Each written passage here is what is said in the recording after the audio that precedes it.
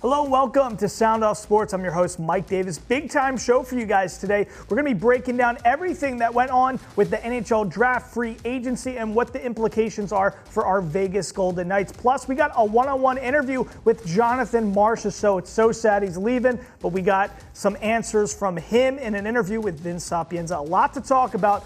SOS starts right now. Make some noise. This is Sound Off Sports, sponsored by Sam and Ash.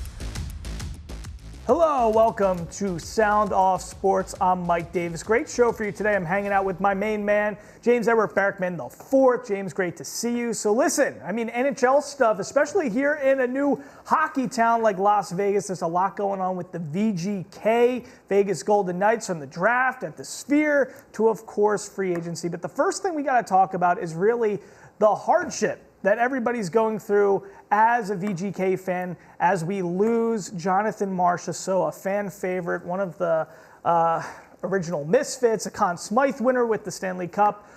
James, people are hurting about this. What are people saying? Let's start with what we heard via voicemail. What a stupid move by the Golden Knights. They don't want to sign Marchessault to a 5-year contract because of his age. Why don't they contact the Patriots and ask them what they think about how well Tom Brady did when he went down to Tampa Bay because they wouldn't sign his extension. Not paying my hard-earned money to go to any games next year. First Fleury, now Marchessault, and everybody else they cut, I'm done.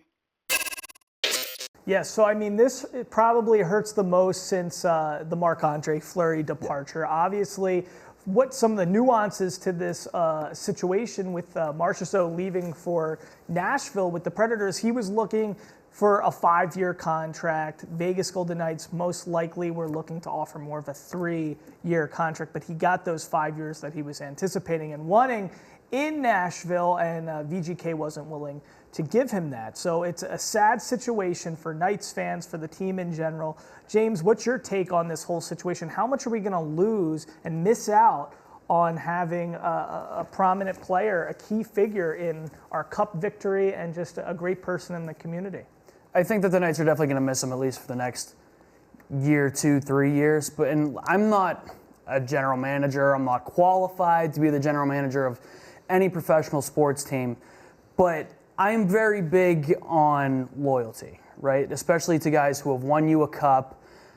And if you're the Golden Knights, at what point are we going to see a little bit of gratitude, a little bit of loyalty within the organization? I know that that's never really how they've operated. They've always been kind of ruthless in how they do business, and nobody's bigger than the Golden Knights, Marc-Andre Fleury included. But when it comes to a guy like Jonathan Marchessault, a guy who's won you a cup, a guy who's the only man to win a Conn Smythe in your sweater, a guy who's been a staple in that locker room since day one, shouldn't we be trying to do everything in our power to keep him around, try to reward him, try to say thank you for everything you've done for this organization? I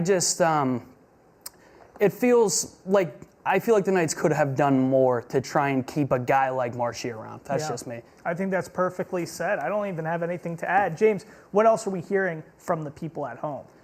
This is at Vegas Tommy on Twitter. He says, with losing Stevenson, Amadio, and Carrier, they will feel it a lot. Vegas fans better get ready for mediocre for a while. The win now spend-a-thon is over. Yeah, I don't know if we're out of Cup contention situation. I don't know if that might be going too far, but I think it is a fair thing to say and to state. This is a new look team. This is not going to be the same old Golden Knights that you've been accustomed to. There's a lot of movement, a lot of players that have departed. So this is a new look organization, a new look team. What else are we hearing? Joseph Wooten on Facebook says, absolutely not. Jonathan Marchessault will be Riley Smith 2.0. I believe Marchessault needs VGK more than VGK needs Marchessault. Wow. Okay. Riley Smith 2.0, big Penguins guy over here. Did not do well when he got traded to Pittsburgh. He's now on the Rangers. Was a stud, another fan favorite here in Vegas, and went to Pittsburgh and did next to nothing. Listen, I don't agree with that, but I do think a lot of times you have to, I think loyalty, like you were talking about, is big, but I also think, listen, anybody who's watched the Vegas Golden Knights play. Marchessault is he's so intertwined in the success of the team. He has hands in assists, goals. I mean, he's making so many things happen for this organization. We wouldn't have had a cup without him. And I think, like you said, loyalty's big, but I think at the same time, how he functions with our team, I'm not concerned about how he functions with the Nashville Predators. I think in our organization, if he spent another 4 or 5 years here, he would have had tremendous success. I wouldn't doubt that for 2 seconds. What else are people saying? Mitch Brown on Facebook says, I don't think so. There's many players who can stand opposite of Eichel and wait for him to be double teamed so he can pass them the puck, and you just need to shoot it into a wide open net. He was a 20-something goal scorer until he was paired with Eichel. I think he had about 40-something last year. I mean, there's a lot of interesting takes here. Listen, I'm appreciating what everybody is saying here. I think the puzzling thing to me is he was such a fan favorite. What about beyond the ice? What about the stuff that, like you're saying, James, the loyalty, the intangibles, the things that he brings to the locker room, the fact that he has that championship DNA. When a team, and there's 8 other guys departing beyond him, you would think you would want to keep somebody to just keep some semblance of what this team used to be, and I'm puzzled that they're departing with him. Last thing, what do we got here? Penny Vernier on Facebook. He deserved a decent contract. He has overperformed in his 7 seasons as a Knight. You can't let a player like that go, especially when you have no equal replacement. Big mistake. Yeah, I agree 100%. At the end of the day, I think even if they needed to eat 2 years, I think that's okay, and I think his production would have 100% been sustainable for those last few years in this contract. And that's my point too. Like, you might be eating 2 years, you might be overpaying him for 2 years, give him a contract that maybe he's not worth in the final 2 years. But hasn't he kind of earned that? Hasn't he done enough for you guys to be like, hey, we owe it to this guy to give him a contract that maybe normally we wouldn't sign off on? And I think that's who Jonathan Marchessault is and was to this organization. Yeah, listen, he wanted to wind up here. He wanted to finish out his career here. Unfortunately, that's not going to happen. Guys, coming up after a short break, we got more to talk about regarding VGK. Yes, we got a one-on-one interview with Jonathan Marchessault. The great Vince Sapienza here at Fox 5 Las Vegas has a sit-down with him. We'll hear from him next.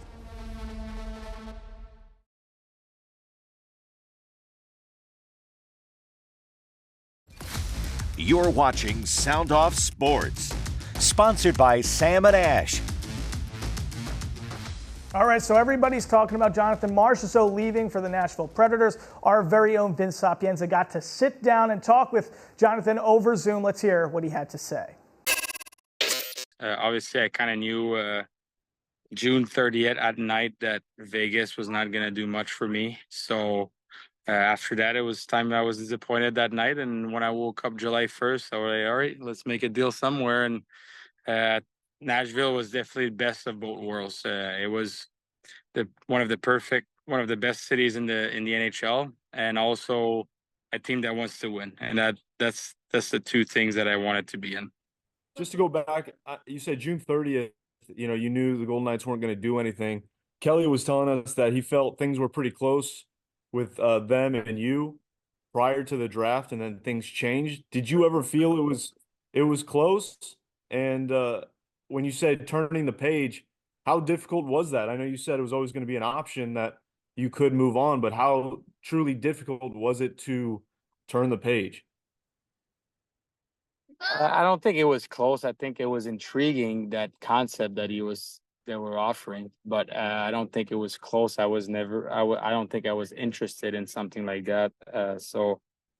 Yeah, it was definitely, I was definitely really upset the day before July 1st. The fact that I thought I was going to be there for the rest of my career and all that. And I think my deal was pretty fair for them, and they didn't want to do anything with it. So, and I talked to George and Kelly prior to that, and I was telling them about the whole situation, how it's going and how I see the organization and all that. And they just didn't believe in me for the remainder of my career, I guess. So it was a little bit disappointed, but I mean, at the same time, I don't hold grudges to George or Kelly. I think I'll always have a lot of recognition towards them because I've been part of the organization for 7 years, and we kind of did that for 7 years together. So I was part of their team, you know. So I definitely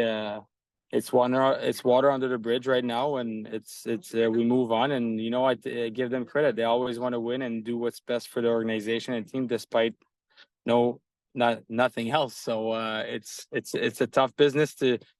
It's a tough way to do it, and it's a tough business. So good for them, and hopefully it pays off for them in the long run, because I know they want to win right now again. So they gotta. So it's gonna be intriguing to see, and only the future is gonna tell us who was right. Well, how it happened is my agent was telling me, okay, well, at first it was like they're interested in all that, and July 1st it was like I think they're trying to sign you and Stammer. So I was like, oh, really? Like, okay. So like a couple hours goes by, and I'm like, why? Well, why don't I just like call him? So I called him, and I was like, hey, you signing in Nashville? He's like, yeah. I was like, oh, me too. So it just after that, it was like, oh, perfect. We're gonna go through the process of like looking for homes and all that kind of in schools and all that. So yeah, so that's kind of how it worked out.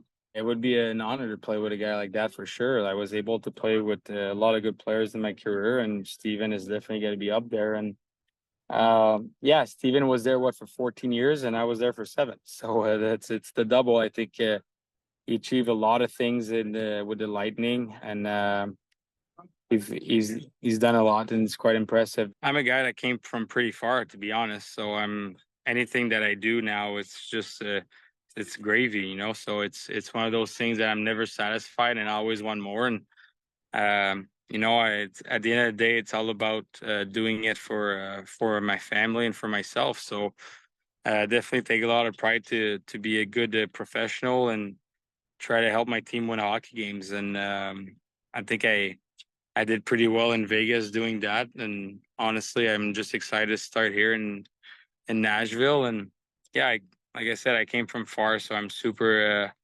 excited to be in that organization. And yeah, I want to, you know, when you win, Steven and Ryan and Luke, they probably can tell you about it. When you taste winning a championship, it's addictive. So definitely want to do it again, and I think everybody has the same goal here.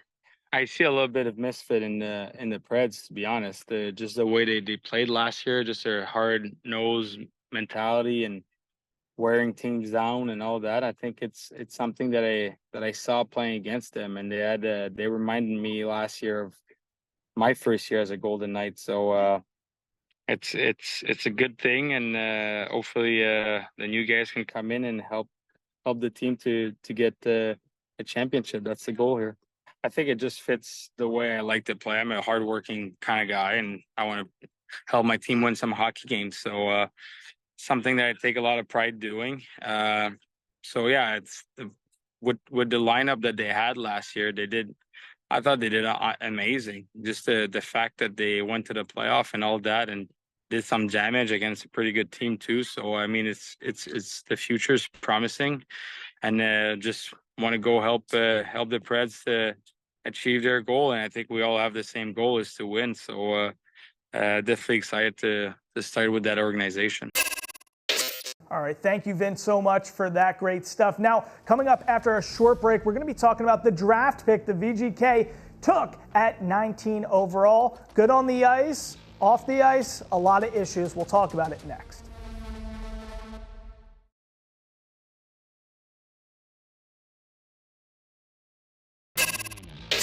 All right, welcome back to SOS. All right, so James, you know what they say about Southwest Airlines? Bags fly free, and with the 19th overall selection in the NHL draft, the Vegas Golden Knights drafted a guy with a lot of baggage. Trevor Connelly. Let's just break down a little bit of the issues with him. When he was younger, about 2 years ago, he's 18 now. When he was 16, he posted on Snapchat a picture of a swastika in children's building blocks at a library that his friend had put together. He has been suspended from play due to racial slurs. An investigation was put forth, and he was reinstated in play. There's also been talks about urinating on pads of teammates and players. So, James, a lot of stuff to discuss here. I'm not a cancel culture guy. I don't love this as a proud Jew. I'm offended by some of his actions, and it's, it's upsetting for me. But I would say I'm not a person who likes to cancel people. I don't like to judge people based on things they did in childhood, but there's a lot to dislike here. What's your stance on this whole issue? I think whenever an organization takes a chance on a prospect with the type of baggage that Trevor Connelly has, the optics are never great. Personally, I'm fine with the pick because I'm not willing to crucify a kid for something he did when he was 16, mistakes he made when he was a kid. And I think that at the very least, he deserves an opportunity to prove to himself, prove to the organization and the rest of the hockey world that that is not who he is. And that's the opportunity that the Knights have presented him with here today. And I'll be talking more about this in Sink or Swim, so I don't want to hog the whole block from my standpoint. But let's hear what people at home have to say, because I'm very curious how people are standing on this issue when it comes to, things beyond sports. So let's hear what people have to say. This is Janet Alardo Edoblute on Facebook. She says, feel just fine. He's a kid with skills, and we need to stop crucifying people for past mistakes. Okay, I don't know if feels just fine is how I would have stated that. But yes, we can't exist in a cancel culture world, 100% of the time. So, and there's nuances to it. So yes, I see that. Okay, what else are we hearing? Quincy Sablon on Facebook says, we're a second chance city. Makes sense that we're the only team willing to pick him. See, this is where I have a bone to pick, because I think VGK, from an organizational standpoint, we have that foundation. We have that culture. What this team means to the city after a day like 1 October. This is a team that's way beyond sports. This is way beyond hockey. This is a team that the community really identifies with, and they're prideful about their character and the types of people that make up, this roster and this organization. So to me, it's puzzling to choose somebody who just has zero of those qualities, evidently, and that's an undeniable thing. So it's puzzling to me, but that's where I kind of stand on it. What else are we hearing? We got Casey Killian on Facebook. She says, I feel like the GM knows what he's doing and has consistently assembled a winning club. Stop questioning it. I also think, leading into another thought of mine, 18 other teams passed on him, right? So at 19, to take a guy, if some people think he has top 5 talent, okay, but that even further makes the point. Look how many organizations said, you know what, this is not somebody we want to be a part of our culture, part of our team. This is, he fell. He fell a lot of picks, and I do think Kelly McCrimmon, because of what he has constructed with this team, the job he's done a great job. He won a cup, and he has a lot of leash to do what he wants to do, whereas a lot of other organizations, the GMs do not have that much power to make a selection that could be plausible, so I don't know. To me, that's another thing I think about. What's your take on that? The Knights, I don't know what kind of discussions they had with Trevor Connelly. They're taking a chance on this kid. He has a ton of baggage. But again, I think he deserves the opportunity to prove that that's not who he is and that's truly not his character. And who knows, maybe the Knights end up getting burned by this and that really is who he is. But at the very least, I think he deserves a chance to prove that that is not who he is. And let's just say that it works out, right? Yeah. And the Knights get a top 5 talent at pick 19. He comes up and he's a stud. The Knights look like geniuses, assuming that, everything is all smooth and the Knights actually did their homework and he's clean from a character perspective. I think I'm just a big believer in culture, in chemistry, and in surrounding yourself around good people. It's a puzzling thing for a team that had so much built up good faith in that regard, that they were great on the ice and they were great off the ice, and to add something else to the mix that might not be that is weird to take that stance. Do we have any last words on this? That was it. All right. Okay, guys, coming up after a short break, guess what? We're going to talk more about this. Sink or Swim is next.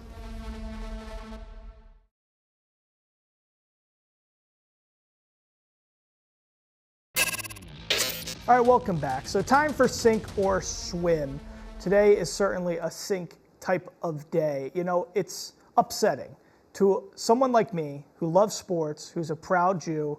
It's sad that the Vegas Golden Knights selected a guy with such a blemish on his personal character, on his past, and a person who has so much baggage, but a pattern of baggage, and that's Trevor Connelly. And unfortunately, you know, this team, a team that has so much built up good faith in our community, that has been more than a sports franchise to this community, is willing to take a risk on a guy who could be really disruptive to the core tenets of what makes the Vegas Golden Knights such a fan favorite team in our city. I think a lot of times, even in my personal life, sometimes you overlook red flags in things because you're dreaming up what somebody could potentially be. You see flashes of how they can be a great person, but unfortunately, red flags are red flags, ladies and gentlemen. And I know a lot of us as younger people, we've all done things that we're not proud of, and I don't want to be the cancel culture guy.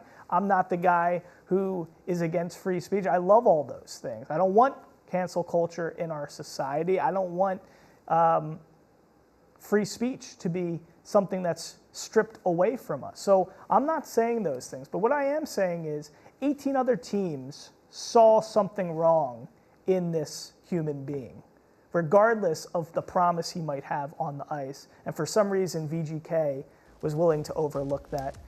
Will it be a boom? Will it be a bust? I don't really know, but I also don't know if it matters. That's all I have to say on this. We'll see you next time on SOS.